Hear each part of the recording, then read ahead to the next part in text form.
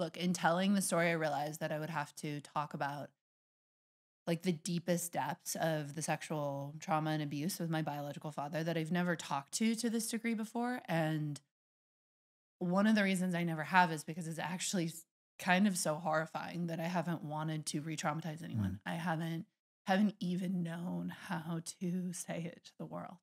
And there's a fine line of I've been in therapy for, 15 years. I've worked on it over and over and over again. I've spent 10-day Vipassanas in continuous flashbacks. So the level of work I have done on it means that I can hold it in Yeah. such a way. But I never want for anyone who's ever experienced sexual trauma to feel like I am glossing over how much it took from my life, Yeah.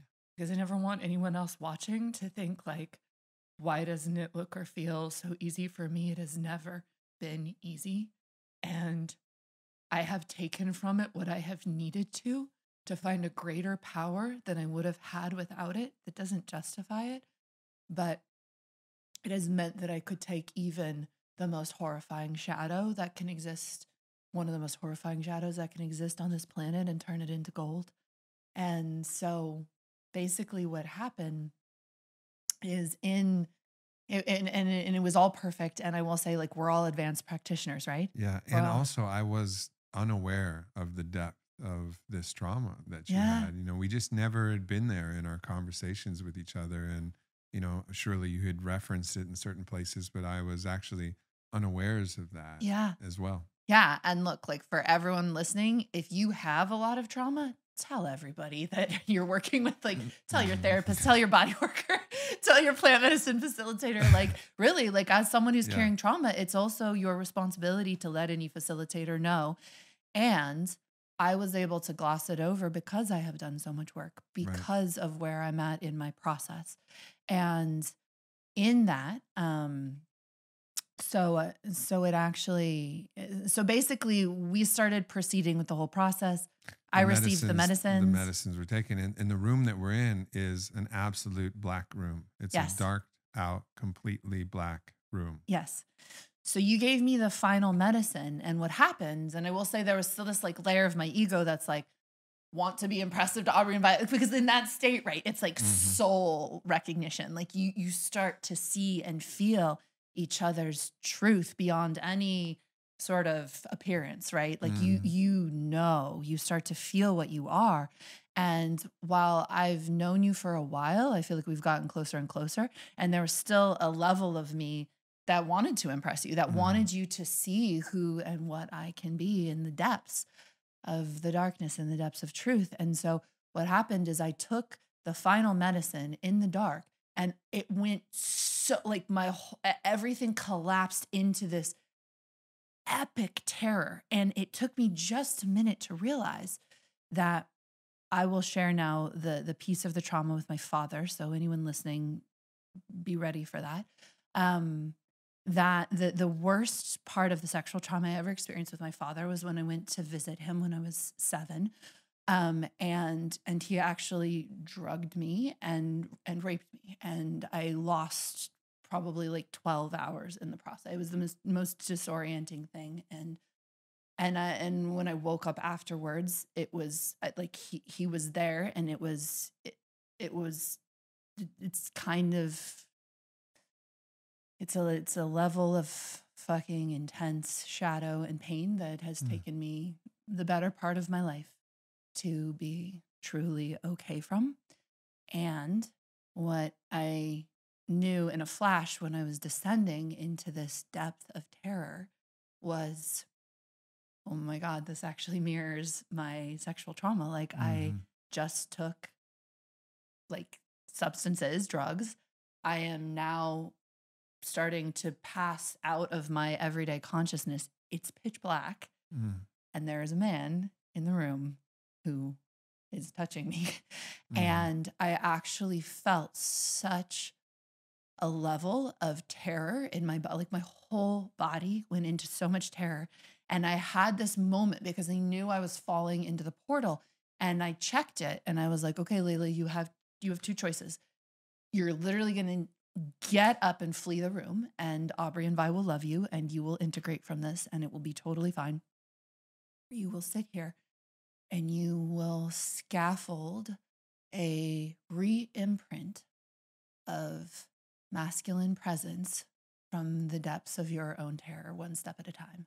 And my whole soul, and I think this is only something you can do in those moments on your own.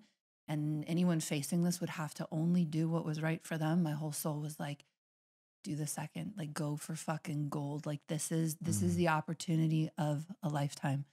And I could feel your presence, and I was in so much terror, like just waves upon waves of terror. And there was a part of me that was like, fuck, I've done so much work. How is Yeah. this still here?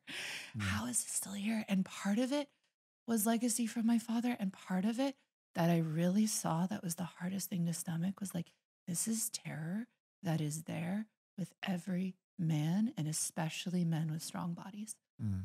Like you actually feel this level of somatic terror all the time, and it's still so unconscious, and it is blocking you from being with like a level of man and a level of partnership that you really want to be in.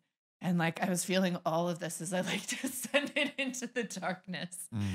And I was like, all right, let's do this. And the gift that you gave me in that darkness, because I had a real moment where I was like, wait, I was like, you don't know Aubrey that well. I was like, what if you're in terror because he's actually a psychopath and something Mm. horrible is about Mhm. to happen? And I was like, all right, man. I was like, Layla, you got to go get into Aubrey's soul because, like, surprise, I can jump into Mhm. people's souls and feel them, and I have an oracular nature. So I was like, jump into the center of his soul and make goddamn sure Mhm. that he is pure in this moment and as a soul. Because if he's not, and you're actually getting a response to something unsafe, you're going to fuck yourself up. So I went into the depth, the center of your soul, and it was so, so beautiful. And so beautiful. And I knew with all of my heart that I could trust you in that space. And I felt so grateful. Yeah. And I did it 3 times just to be sure. After the third time, I was like, this is the gift of a lifetime to have a man in this level of power, holding this level of divine masculine presence, that you can actually use it as like a benchmark blueprint to reintegrate what the masculine can be beyond what your nervous system remembers. Yeah. Yeah. Yeah. And for those of you, and thank you, love. And first, thank you, love. And for those of you interested in what was going on with me, I take the same medicines that you do.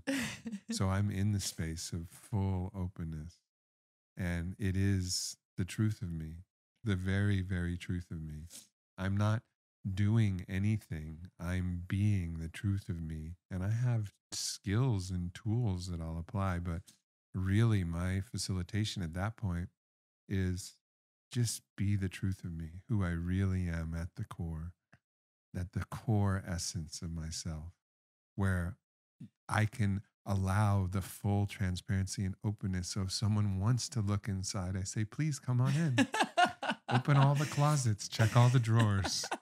You'll find you'll find the truth. Yeah. And so I spend a lot of time, you know, on right sitting on I'm sitting, and so you're facing up. And so I'm sitting and I'm behind your head and I'm talking to you, and I have my hand in a neck cradle, and I'm gently kind of working some stress points on your neck and your shoulders. But a lot of it is just talking and allowing the energy to be felt. And until the energy is really felt, then there's the permission to start actually working the body, because it's a constant, okay, like goddess, sweetheart as Layla's body, because I know Layla as a person, but your body is your person, but it's also its own being, its own expression. And it's this dialogue. And it's like, all right, where are we at? And I didn't know all of this was going on, but I could sense that this was a time of deep trust building, Yeah. a time where we were actually coming into a place where we really saw each other and could feel each other. And then as you went through your process, then the green lights started to come up. And it was like, all right, Yeah. let's work down the masculine line of the right side of your body, down your shoulders, down your arm, down your leg to your feet, back the other side, then working up to the abdomen, the heart, the neck, the head, the whole thing happened. But it happened first. That first key thing was that establishing of like, here I am fully, and you opening up to that. And in those moments can never be adequately described or replaced in any other thing. Like what we were able to do there was merge consciousness. We were reading the book of each other's souls Yeah. and flipping through all of the chapters, but just taking it in, not as words, but as a scent and as an essence. And that's the beauty of it. No matter if we, you decided you wanted to go on perpetual Antarctica tours, and I decided to go live somewhere in the, northernmost hemisphere in fucking Iceland or something. And we were so far away and we never saw each other. We could see each other in 10 years and still know that even if our personhood and our evolution had come, like we know each other. Yeah. We know each other forever. Yeah. Thank you. Mm. And so what I did, and people are probably, you're might be wondering, how did you know to do this, Layla? And it does come from extensive trauma work and tantra work, and all of the work that I have done is I would get these waves of terror, like just like the deepest somatic terror that made me want to scream, run, kick, and I would have allowed my body to do that if it really needed to. But I was in enough presence, which has come from the work that I've already done, and enough alignment inside to experience the wall of terror as the anchor point to my past. And I could feel this terror of the masculine comes directly from experiences with my biological father. And therefore, the terror is wrapped into my nervous system, but it's not the truth. It's not the truth of this Mm-hmm. moment, Mm-hmm. because this isn't actually the true response to Aubrey's presence and this beautiful session that's happening with Vailana there holding amazing court, right? Without Mm-hmm. Vailana's presence, I don't even know if I could have done it. Sure. It was like masculine, feminine, soul union, Yeah. married couple, the level of presence. And she was standing guard in her own way because that's what I needed. Yeah. Like Vailana takes on whatever is needed. I needed my mother to be a guardian, and that's not what happened. Not any fault of her own, but that is how things played out. And so in that, what would happen is I would go through a wave of terror, and then I would weave into you and get a taste of what truth would feel like in that moment, Mm-hmm. independent of the wall of past conditioning. And as I kept swimming and sweeping through that, the moments of terror got shorter, and the moments of true meeting of you and the presence of you and your touch got longer. And so what was happening is my system was learning to recognize what was a conditioned, automatic, trauma-triggered response that felt so true to me in the moment, but was nothing but the past. And then being able for these moments to feel what truth independent of that layer of trauma would actually feel like for me. And so as I swam back and forth and back and forth and back and forth, and the thing I will and could bow down to you for a lifetime was the lifetimes of work and this lifetime of work that you've done to be able to be that pillar of masculinity that like I could find truth against. Mm-hmm. Because anything less than the purity that you could bring in that space wouldn't have allowed for a re-imprinting of divine masculine into my nervous system. Mm-hmm. And so as I kept weaving back and forth, what happened was towards the end, as I would meet the presence of you, divine masculine, like it's like it revealed through my body. And everything we've been talking about so far, it was like the taste, the felt, it was like a full body, multidimensional experience.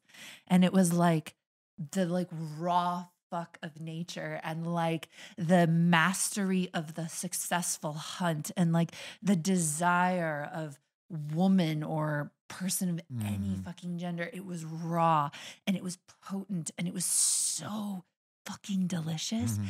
And it had so much heart in it, like infinite heart, infinite compassion, infinite poetry, and infinite fucking like king quality to it. This like ownership of leadership, spiritual and material.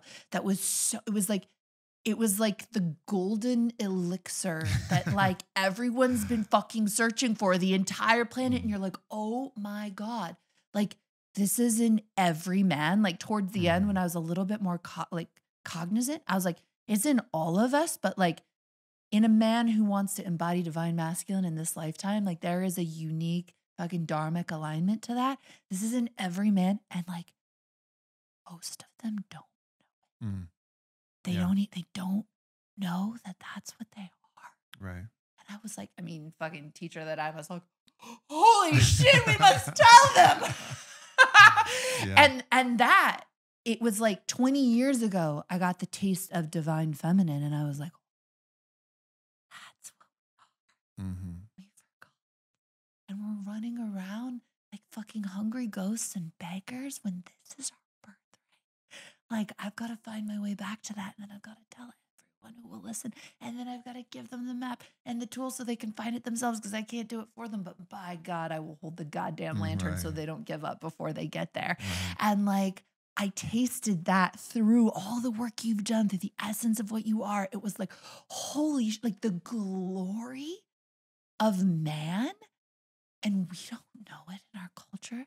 We only know like all the word like toxic masculine and beta and like all derision and like just and men having gotten disconnected and dehumanized from themselves, from their part. Like it was just like, oh, like weakened into this state of such deep forgetting. And I was like, that beauty in you that we're all so hungry for, it's even more rare than the divine feminine right now, embodied in humans. Mm.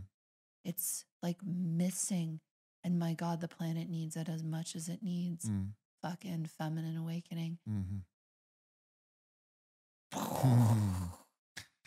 Yeah, I mean, I one of the things that's come not only in your experience was, those initial waves that you experienced as tear felt like these energies which were intense, and there would sometimes be like writhing and expressions because you're very tuned. You're a tantrika. You understand how to move these energies through your body Yeah. in a very intelligent way. Yeah. So part of this is to just encourage as that was rising. It's not like I'm like, stay down on the table so I can finish this bicep massage. No, it's like, come on, like come to the surface, sweetheart. Like, come Yeah. to the surface, love. Like, here you are. Welcome to the garden. Yeah. Whatever this is, whatever expression this is, whatever unintegrated part, it's all welcome here. Yeah. And I receive it without a flinch. And gradually, those expressions, those waves turn from those kind of darker expression, if you want to call it that, but that just the shadowy aspects to more elated aspects and ecstatic aspects. And Mhm. the same, but the reaction is the same. It's not Yeah. like, oh yeah, finally we got to the ecstasy parts. It was like, no, no, no. It's all the same. Yeah. This is the essence of you, and it's all welcome here. Yeah. And whatever part wants to come, whether it's the laughter or whether it's the shivering, writhing terror of a snake that doesn't know what's actually happening, either way, you're welcome in the garden. Yeah. And that kind of thing is, I've found that time and again with because I've worked with men and women on the table, but Vailana and I have facilitated probably almost equally men and women actually now, as far as facilitating the God bomb.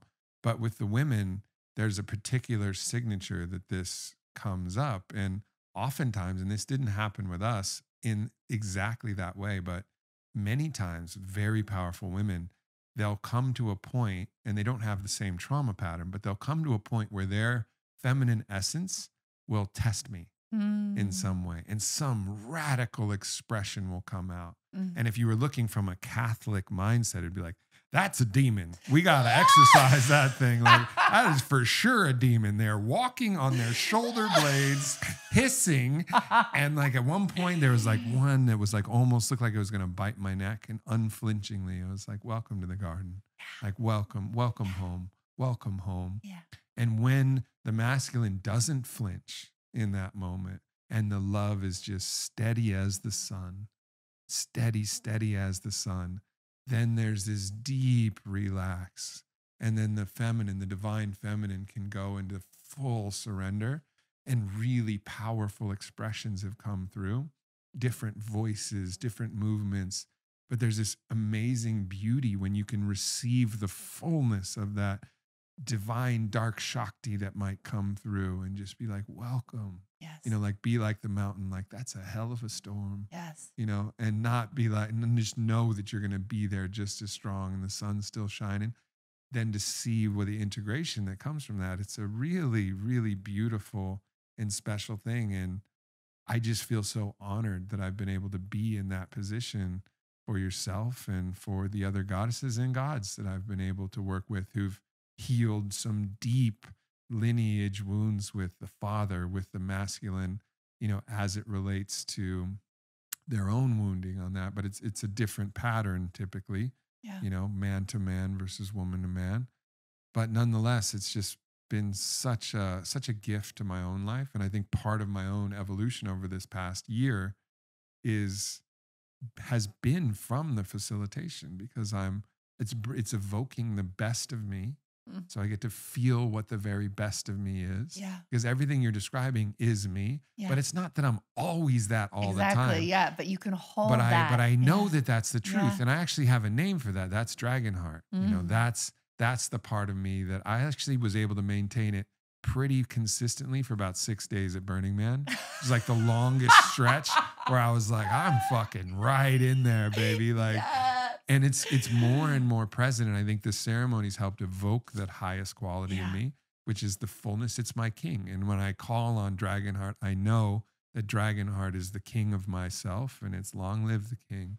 Like, and all of the other aspects of myself bend the knee to the king. When Dragonheart steps forward, everything else bends the knee. All of the puerile, immature aspects of the masculine, they all bow to the king, because they know the king is the king. Yeah. And that king serves the great queen Shekinah. Yeah. Right? Like in service of the divine goddess. And that's what the king serves. And that's the reason that the king stands. That's the telos, is to bring us all back to the garden.